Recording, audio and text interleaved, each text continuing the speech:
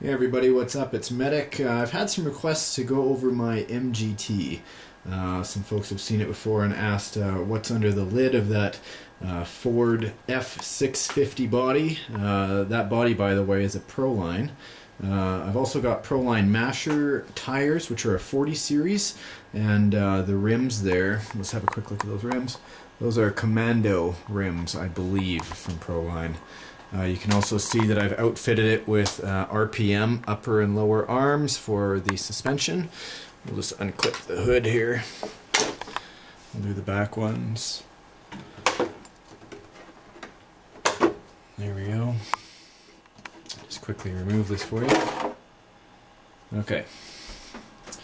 So there you can see upgraded suspension with the top caps on the dampeners, and the reason those are there are because the stock plastic ones under any pressure seem to blow out.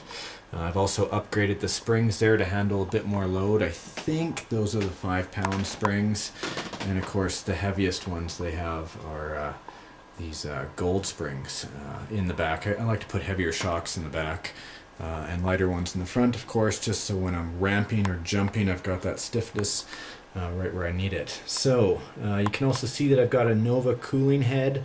Those zip ties are special zip ties, they're just cable ties. The reason those are up there, you can see here where I've had some pretty serious scrape marks.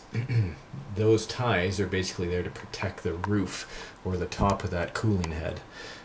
Going down here you can see I've actually put in an axial fuel filter. Inside there is a little net or a mesh unit that filters all the fuel coming from the bulb, coming out from the fuel tank. Yes, I did modify this with a dual tank, and I've had 2 tanks running at the same time. The reason I've taken those out basically was for the weight. I've been trying to lighten up this Mgt 8 quite a bit. Let's see here. Traxxas waterproof servos, of course, except for the steering servo that I've put in there. I've waterproofed that myself. You know, it can't go underwater, but it's basically splash proof.